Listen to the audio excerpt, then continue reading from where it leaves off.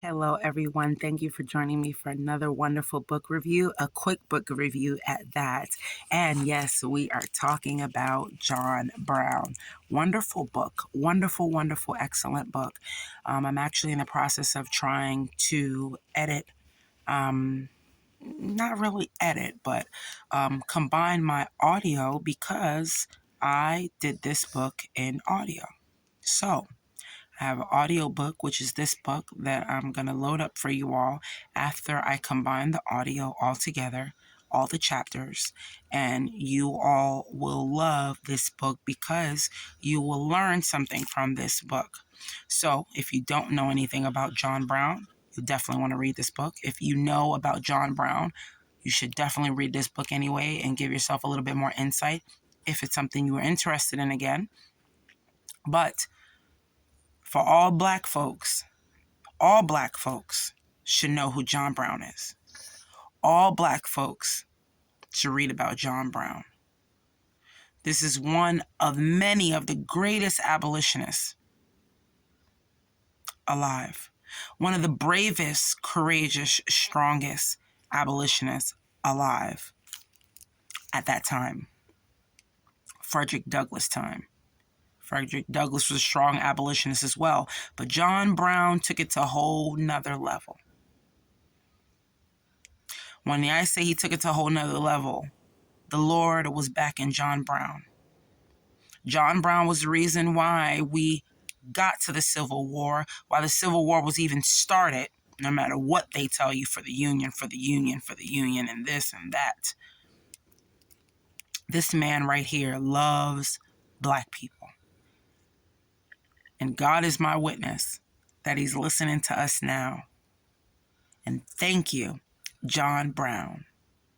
Your death shall not go in vain, because we are still in the fight for freedom. True freedom. Not half, not partial freedom, not a little bit. Full freedom. Full freedom. And you can add some reparations to that too. For many past suffering that has led up now to the current crisis, modern day slavery. It's because of our parents suffering, because of our grandparents suffering, because of our forefathers suffering. We are still suffering now. The trickling effect has continued. There was just another black man lynched in the state of Alabama in September 2024. And you tell me that slavery does not still exist. Oh yeah, it does. Definitely it does. And it boils me to the core of my bones every time I even think about it. And I think about it every day.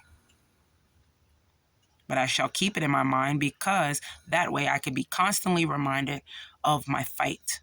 Be constantly reminded of why I need to continue doing what I'm doing, to push the message, to let the message be clear that we are still in a current crisis. And reading literature is going to help us understand our current crisis.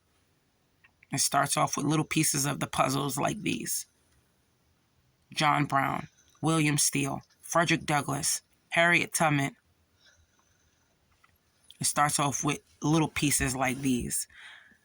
Our history, our ancestors who fought hard, who fought in conditions that we can never, ever, and will never imagine.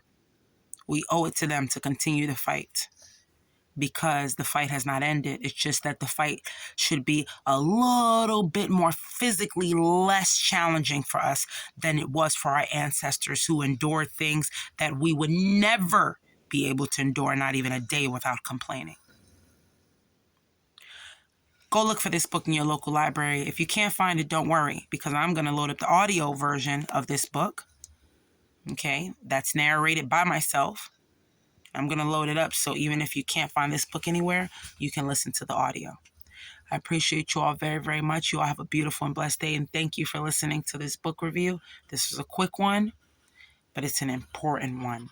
And just to give an idea of those of some who may not be familiar at all, I'm going to give you the inside pamphlet information for this book. John Brown was one of the most controversial figures of his time, and his name still provokes anger, both anger and admiration, though he was executed in 1859. What is it about him that continues to arouse such passion? Brown believed that all men were created equal, a belief rare in his lifetime, and it was his hope that slavery could be abolished without bloodshed. However, as pro-slavery forces became increasingly violent, he fought fire with fire. He then formulated the plan that would culminate in one of the most influential acts leading up to the Civil War. In 1859, he and a small band of men, both black and white, captured and held the armory at Harper's Ferry, Virginia, for 20 hours. As a result of this bloody insurrection, John Brown was tried and hanged. Some, such as Ralph Waldo Emerson and Henry David Thoreau, called him a martyr and glorified him. Others vehemently called him a madman and despised him.